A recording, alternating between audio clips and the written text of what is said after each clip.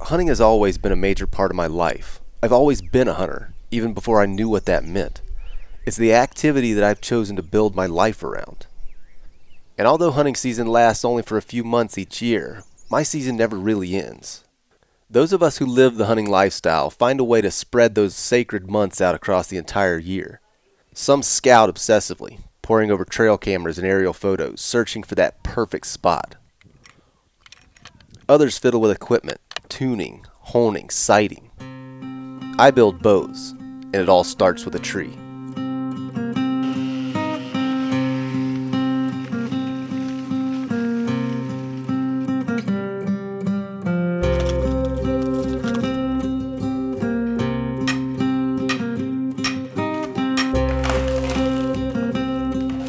I'm not sure what it is about bow building that's so captivating. A wooden stick certainly isn't the most efficient weapon, and it's cost me quite a few opportunities over the years.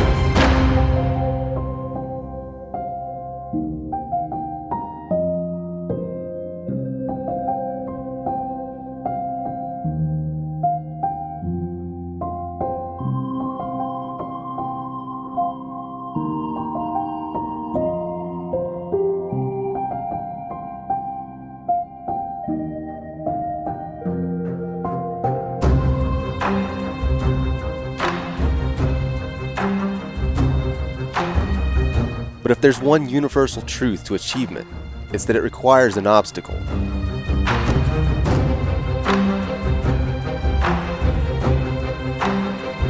The quest for a true giant with a self-bow is mine.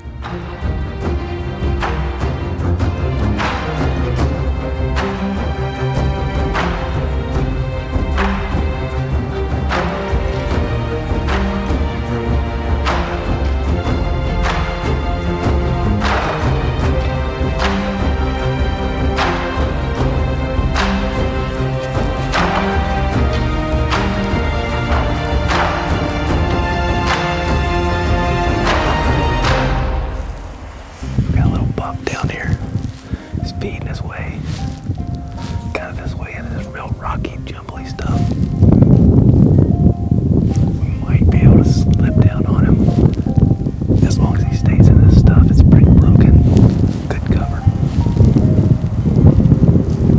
Wind's really coming up strong, so we got a good wind on it. So give it a try.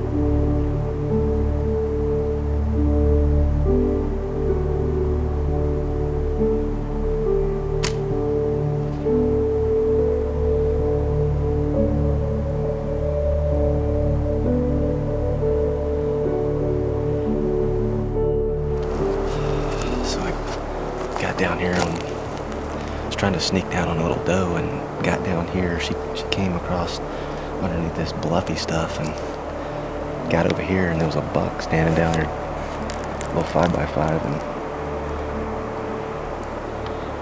it was too steep. I had to put my bow limb between my legs and did the same thing I did last year. Hit the inside of my leg, threw my shot off. I gotta practice those shots.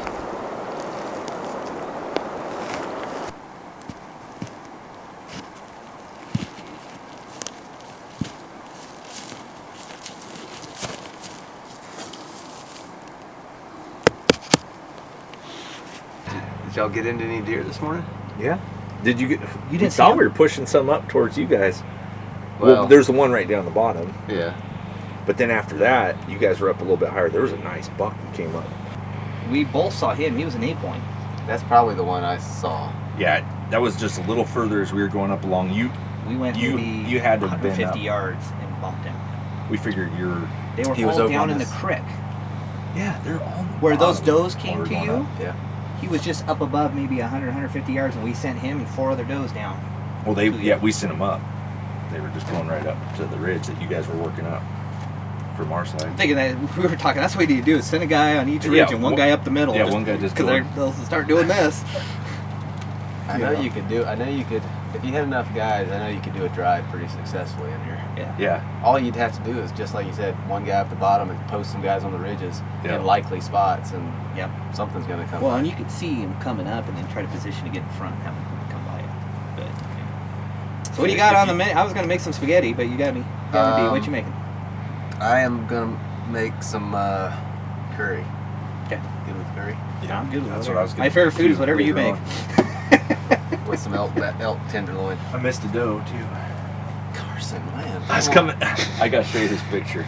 So we're sharper to broadheads tonight again. No, it needs a little touch up, but I still got some sharp ones. I didn't unload on her. But I'm coming down this ridge after Andy and I split, and it's like 150 or more yards straight down this open grassy ridge, in the sun. I see this one doe way down there feeding by itself. So I just watched her for a little bit. It's like, man, I'm just gonna see. She's like power feeding. So every time that head went down, I just started slipping down. Kind of going behind that little tree, and then worked down to that little tree. Had shadows for most of it.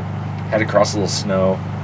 But as long as her head was down, she couldn't hear me moving, She just crunch, crunch, crunch. I got down to about 50 yards, but then it was open, sunny grass with no trees left. And she's right there. It's just like, I can't get there. And I'm just watching her. She keeps looking around down the hill. It's like, oh, maybe something will spook her towards me. But then she starts feeding, and the whole time she had been feeding in this one area, not much bigger than this. And then all of a sudden she goes around behind this root wad, this uprooted pine, facing downhill. Her head disappeared, and I can just see her butt. It's like, oh, here we go. And I sat down. I ended up getting to 20 yards. Her butt had shifted around over this way, where it's just showing up above the log. And I'd see her ear tips every once in a while behind the root wad. So just, but she couldn't see me. And then I just watch her butt and see it start going like that again. Okay, she got her head down feet. I had to take a few more steps. I thought it was going to work out. But I got about just inside of 20, and it was like one of those, like I just need a few more steps, and I could see up over that log and have a nice shot. And I don't know. She must have heard me snap. I didn't snap a twig, but she just, But she just, boom, boom, boom. And she went from, 20 yards to 28. Stood there broadside. Crack! Just hit a limb sticking up, like the one limb sticking up out of that log. Just right between me and her. Just Got a pretty good picture of it. Yeah. Squared it up.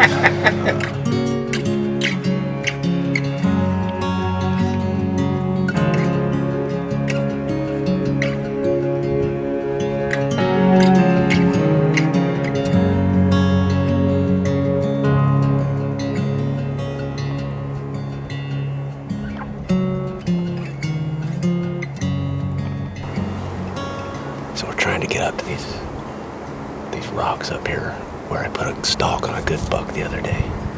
There were 3 really nice bucks in this bowl here, but there's a bunch of elk up above us, and if we try to get up there, we're just gonna blow them out, and that's gonna mess the deer all up. So we gotta wait for them to filter over into their bedding area before we can get up there.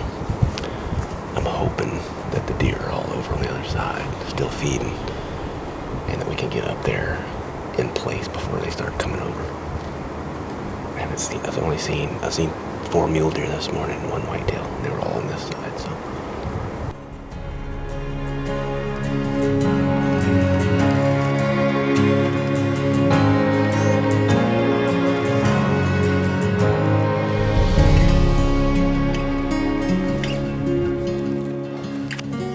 Let's go get over to this side of the hill so they can't see us. So we're working our way up this ridge and bumped a pretty nice buck for this area. And so a lot of the times when you bump these deer, they just work their way up the draw. And so we're on the other side of this ridge. We're gonna try to get up there, and hopefully when we get up there, we can find them again. And by that time, I think they might be calmed down again. Sometimes you can work it out so they come right over the ridge. You just meet kind of up at the top. So that's what we're hoping for.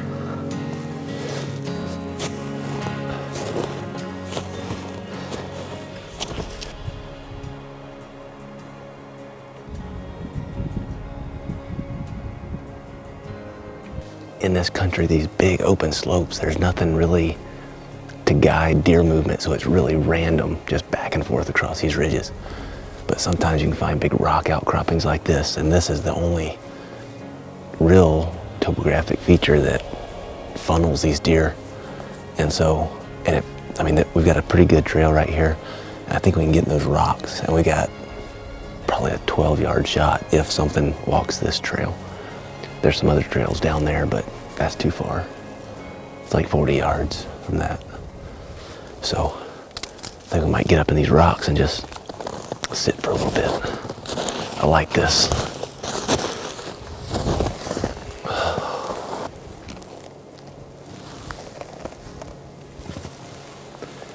See the toes on the pad. It's an old track. See the difference? So when it's really cold like this, animal steps and then it freezes at night, you'll get hoarfrost in it. You get these little ice crystals. If you look closely, my thumbprint doesn't have any ice crystals, but that does.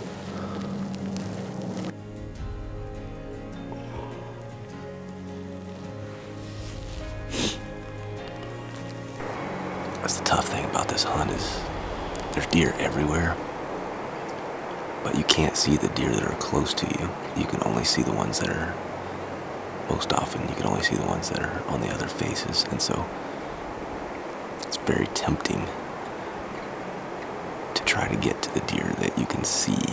And you always end up bumping deer that you can't see, which then, domino effect, spooks the deer that you do see.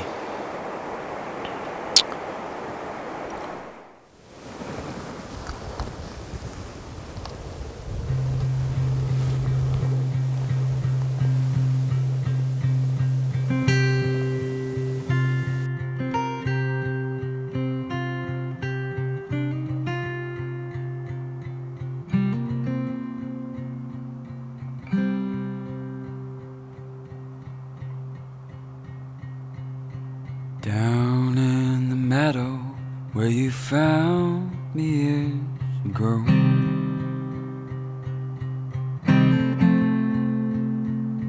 black smoke billows from a flame as white as snow.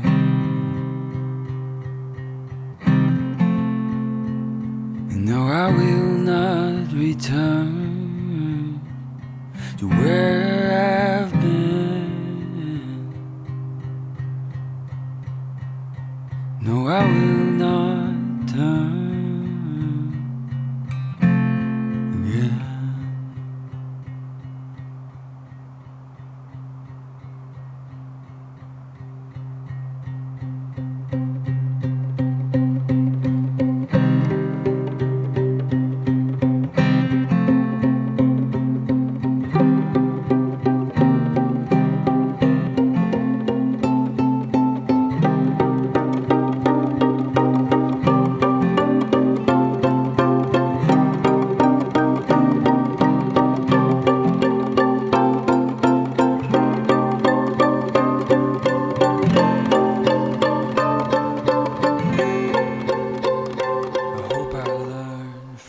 Through hunting with these weapons, I've learned to let go of expectations and just experience the hunt as it unfolds. But knowing the whole time that the buck that dreams are dreamed for lay bedded at the bottom of a tree, and sooner or later we'll meet.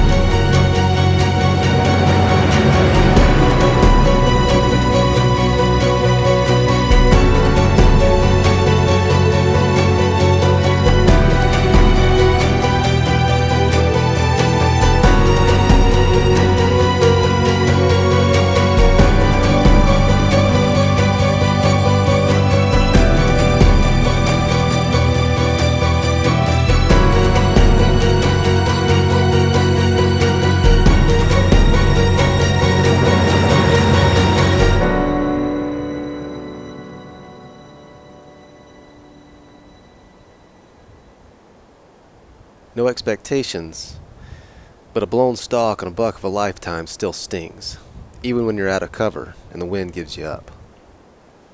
All you can do is tip your hat and look forward to the next time.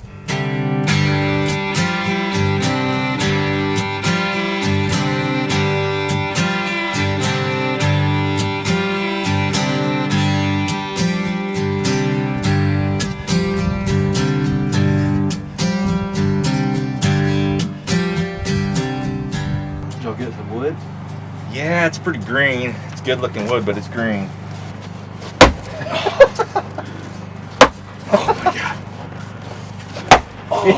Get it! Don't let that thing come back and smack you in the face. Woo! Thanks for watching, guys, and if you want to catch the next adventure, go ahead and subscribe to the channel and follow me on Instagram and Facebook at Clay Hayes Hunter. We'll see you next time. Did you see where I hit it?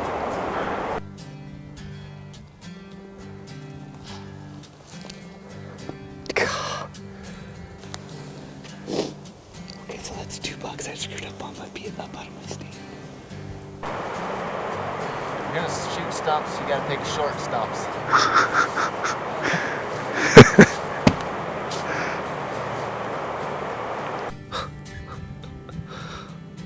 I was just waiting on him to come out behind that bush right there.